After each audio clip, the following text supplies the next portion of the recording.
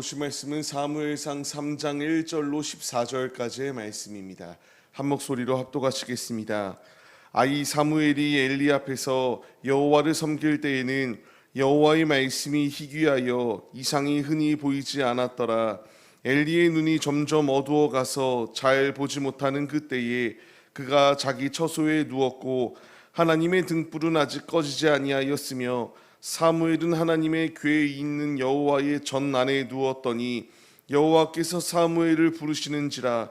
그가 대답하되 내가 여기 있나 하고 엘리에게로 달려가서 이르되 당신이 나를 부르셨기로 내가 여기 있나이다 하니 그가 이르되 나는 부르지 아니하였으니 다시 누우라 하는지라. 그가 가서 누웠더니 여호와께서 다시 사무엘을 부르시는지라. 사무엘이 일어나 엘리에게로 가서 이르되 당신이 나를 부르셨기로 내가 여기 있나이다 하니 그가 대답하되 내 아들아 내가 부르지 아니하였으니 다시 누우라 하니라. 사무엘이 아직 여호와를 알지 못하고 여호와의 말씀도 아직 그에게 나타나지 아니한 때라. 여호와께서 세 번째 사무엘을 부르시는지라. 그가 일어나 엘리에게로 가서 이르되 당신이 나를 부르셨기로 내가 여기 있나이다 하니 엘리가 여호와께서 이 아이를 부르신 줄을 깨닫고 엘리가 사무엘에게 이르되 가서 누웠다가 그가 너를 부르시거든 내가 말하기를 여호와여 말씀하시옵소서 주의 종이 듣겠나이다 하라 하니 이에 사무엘이 가서 자기 처소에 누우니라. 여호와께서 임하여 서서 전과 같이 사무엘아 사무엘아 부르시는지라. 사무엘이 이르되 말씀하옵소서 주의 종이 듣겠나이다 하니 여호와께서 사무엘에게 이르시되 보라 내가 이스라엘 중에 한 일을 행하리니 그것을 듣는 자마다 두 귀가 울리리라. 내가 엘리의 집에 대하여 말한 것을 처음부터 끝까지 그날에 그에게 다 이루리라. 내가 그의 집을 영원토록 심판하겠다고 그에게 말한 것은 그가 아는 죄악 때문이니 이는 그가 자기의 아들들이 저주를 자청하되 금하지 아니하였음이니라. 그러므로 내가 엘리의 집에 대하여 맹세하기를 엘리 집의 죄악은 제물로나 예물로나 영원히 속죄함을 받지 못하리라 하였노라 하셨더라. 아멘. 할렐루야. 오늘도 예배의 자리 가운데 모이신 성도님들 주님의 이름으로 환영하고 축복합니다. 오늘 같이 나눌 말씀의 제목은 부르심에 반응합시다라는 말씀의 제목 가운데서 은혜를 나누도록 하겠습니다. 하나님은 어느 때나 소망이 없는 것처럼 보이는 그 시대 가운데서도 하나님은 일하시고 계십니다. 하나님께서 이 패역한 시대 가운데서 소돔과 고모라와 같이 멸망당하여야 마땅한 이 패역한 시대 가운데서도 하나님의 등불을 끄지 아니하시고 하나님의 뜻대로 하나님의 사람들을 사용하셔서 악한 세대를 정화시키는 사역을 하시는 것이 주님의 뜻임을 발견할 수 있게 됩니다. 이제 엘리 대제사장의 죄악으로 말미암아 이제 사사 시대에 완전히 어두웠던 그들의 실상이 드러나게 됩니다. 이러한 상황 가운데서 그들이 제사장이라고 하면서도 불구하고 죄악을 먹고 죄악을 짓기를 서슴없이 행동하는 그 모든 악한 자리 가운데서 하나님이 그들을 멸하시기로 작정하시고 이제 새 시대를 여시는 사사 사무엘을 세우시는 말씀이 오늘의 말씀입니다. 새로운 사사를 세우시는 이 상황 가운데서 하나님께서 이 시대가 어떠하였다라고 말씀이 기록되어지고 있는가? 하나님의 말씀이 희귀하였다라고 말합니다. 하나님의 말씀은 날마다 우리의 심령 가운데에 그 말씀이 새겨져야 되는 것이 말씀인데 그 당시에는 어찌나 죄악이 만연하였던 시대인지 하나님의 말씀이 희귀하여 주님의 말씀이 보이지 아니하는 시대가 그 당시의 모습이었습니다. 이것으로 끝이 아니라 엘리 제사장의 눈이 어두워져가 앞을 보지 못하였다라고 말합니다. 단순하게 늙어서 앞을 보지 못하는 것뿐만 아니라 영적으로 완전히 쇠퇴하여져서 그 앞에 문제가 있어도 그 문제를 전혀 파악하지 못하고 보지 못하는 것이 엘리의 모습이었다라는 것을 분명하게 말씀하십니다. 그러나 이러한 상황 가운데서 앞서 말씀드렸던 것처럼 3절 말씀과 같이 하나님의 등불은 아직 꺼지지 아니하여서 사무엘을 세워주셨습니다. 우리는 하나님의 등불 안에 거해야 됩니다. 하나님의 등불 안에 거하였던 사무엘과 하나님의 등불을 무시하고 거부하였던 엘리 제사장의 가정들의 모습을 발견할 수 있게 됩니다. 하나님의 등불을 거부한 이들은 심판의 자리 가운데 거할 수밖에 없습니다. 하나님의 등불 안에 거하는 가정은 이와 같이 주님이 귀히 쓰신다라는 것을 우리에게 분명하게 보여주십니다.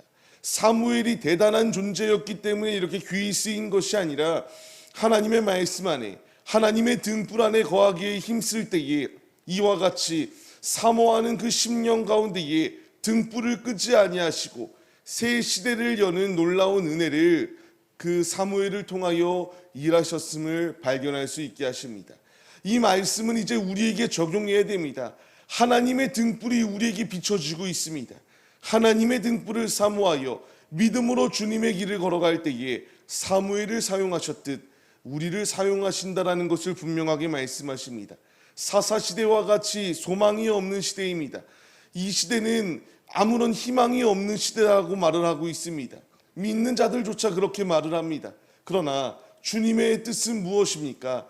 하나님의 등불이 꺼지지 아니하였다라고 말씀이 기록되어지며 이제 이 소망을 가지고 패역한 시대 가운데에 사무엘을 사용하셔서 등불을 밝히 이 패역한 시대에 비추어 나가시듯 이제 소망이 없다라고 말하는 이 시대 가운데에 주님의 등불을 들고 어두운 세대를 밝히 비추기에 힘쓰는 우리의 모습이 될 것을 주님이 명령하시는 이 말씀에 반응하여야 됩니다.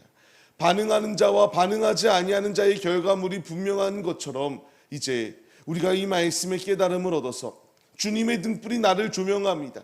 나에게 조명을 비추시고 등불을 비추시는 이유는 이제 주님의 사명을 감당하는 사명자들이 되게 하기 위한 주님의 분명한 뜻이 나타나고 있습니다.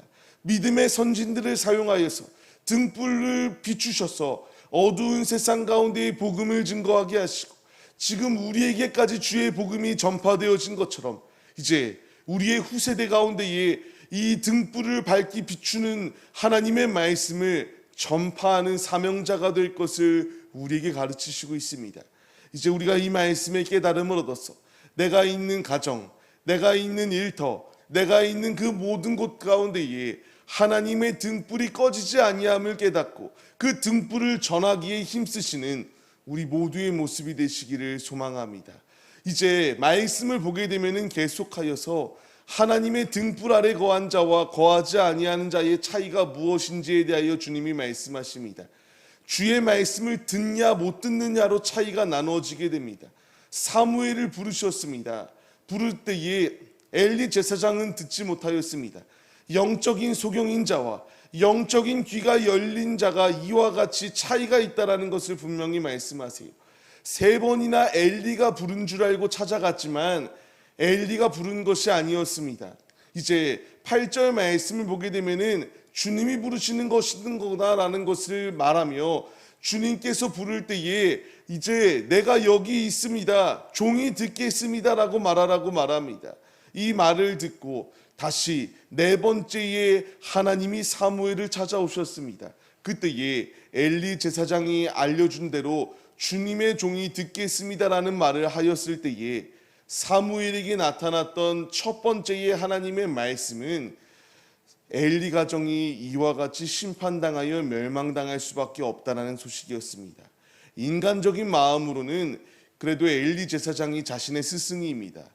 대제사장으로서 엘리의 그 자리 가운데서 하나님의 말씀에 대하여 그리고 경건의 생활에 대하여 배울 수 있는 것이 사무엘의 모습이었는데 하나님께서 이와 같이 심판이 그 스승에게 임할 것을 선포할 것을 이렇게 말합니다.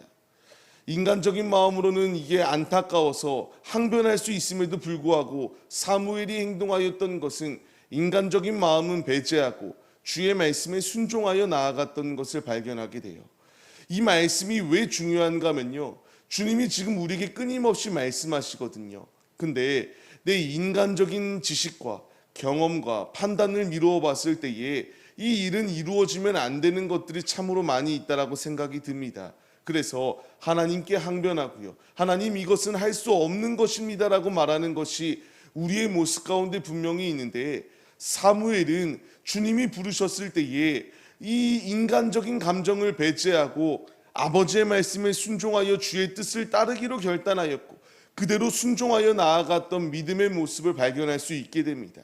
이제 우리가 이 말씀에 반응하여서 주님이 나를 부르시고 있거든요. 이 인천 땅 가운데에 주님이 나를 사용하셔서 하나님의 등불로 사용하시겠다라고 말합니다.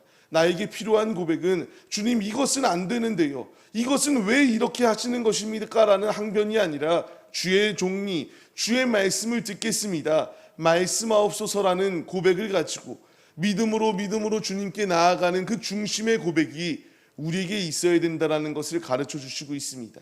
이제 우리가 이 말씀에 반응하여서 주의 종이 듣겠습니다, 순종의 마음을 가지시고 주의 말씀에 순종하여 빛을 나타나기에 힘쓰시는 신실한 믿음의 종들의 모습이 우리 모두의 모습이 되시기를 주님의 이름으로 간절히 축원합니다. 말씀을 맺겠습니다. 하나님께서 패역한 시대 가운데에 하나님의 말씀을 더하여 주시고 있습니다. 우리에게 시선을 고정하고 계시고 우리에게 밝은 빛을 비춰주시며 빛 되시는 예수를 의지하여 빛의 복음을 증거하며 순종하며 삶을 살아낼 것을 우리에게 명령하십니다. 맡은 자에게 구할 것은 충성 외에는 없습니다. 오직 주의 말씀에 순종하여서 어두운 세대를 밝히 비추는 이 진리의 복음을 붙들고 빛으로 이 악한 세대를 밝히 비추기에 힘쓰시는 신실한 믿음의 모습이 우리 모두의 모습이 되시기를 주님의 이름으로 간절히 축원합니다.